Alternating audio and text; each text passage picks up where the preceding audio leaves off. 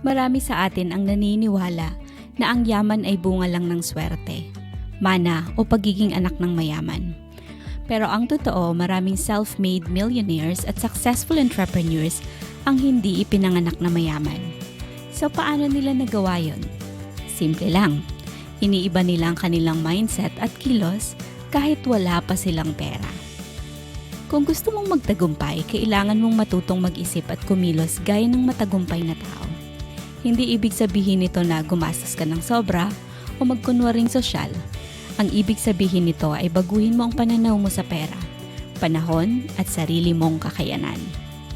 Welcome and welcome back to Filipino Success. Sa videong ito ay pag-usapan natin ang isang powerful na mindset shift na kayang magbago ng takbo ng buhay mo. Kung paano mag-isip at kumilos gaya ng mga mayayaman. Maraming tao ang nagtatanong kung bakit parang laging nauuna ang mayayaman pagdating sa opportunities at pera. Ang sekreto? Nasa paraan nila ng pag-iisip at pagkilos. Pero bago tayo magsimula, huwag kalimutang mag-subscribe sa ating channel. Hit ang notification bell para lagi kang updated sa mga bago nating uploads. Like and share mo na din ang content na to para makatulong tayo sa iba na naghahanap rin ng paraan para umasenso sa buhay.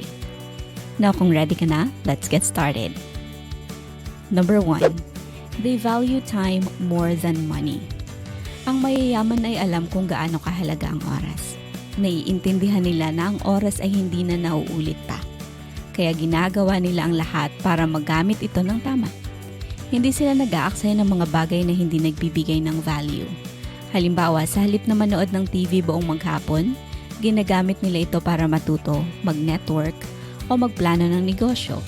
Habang ang iba ay nagtatrabaho ng 8 oras kada araw para sa sweldo, ang mayayaman ay naghahanap ng paraan to work smart than hard. They outsource tasks, automate systems, and build passive income para ma-maximize ang time nila. Dahil dito, lumalaki ang kita nila kahit hindi sila physically present sa trabaho. Number 2, they see problems as opportunities. Hindi natatakot ang mga mayayaman sa problema. Sa halip, tinitingnan nila ito bilang pagkakataon para kumita o mag-improve. Kapag may nakita silang gap sa market, produkto o serbisyo na kailangan ng solusyon, agad nilang pinaplano kung paano ito pagkakakitaan.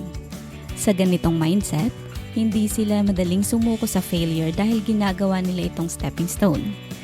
Halimbawa, habang ang iba ay natatakot mawalan ng trabaho, ang isang wealthy-minded person ay maaaring magtayo ng negosyo para tugunan ang pangangailangan ng mga nawalan ng trabaho.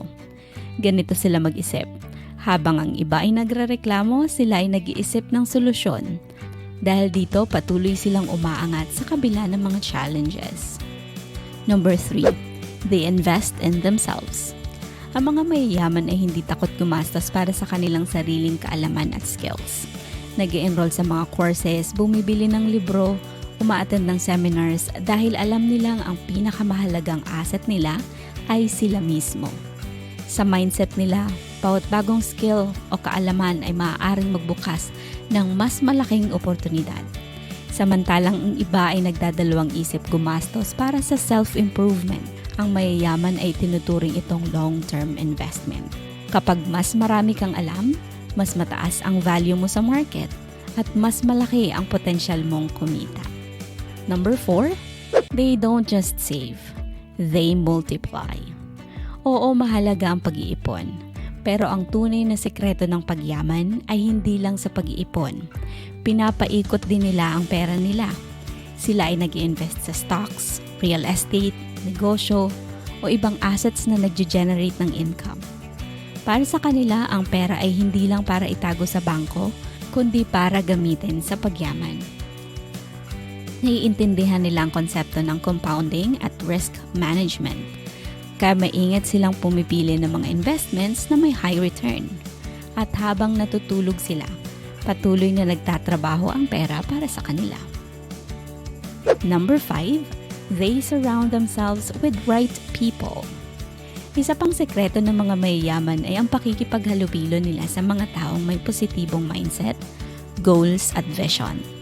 Alam nilang malaki ang epekto ng environment sa decision making at growth. Kung gusto mong yumaman, dapat mong suriin ang mga taong madalas mong kasama. Tinutulungan ka ba nilang umasenso o hinihila ka nila pababa? Ang wealthy-minded individuals ay actively na nagbibuild ng circle of mentors, business-minded friends, at partners na nagbibigay ng encouragement at knowledge. Hindi sila natatakot makipag-collaborate dahil alam nila, success is never achieved alone. Ang pagkakaroon ng yaman ay hindi aksidente. Ito ay resulta ng consistent mindset, tamang diskarte, at intentional na pamumuhay. Kung gusto mong ma-attract ang financial success, kailangan mong mag-isip at kumilos gaya ng mga taong mayroon nito. Hindi mo kailangang maging milyonaryo agad.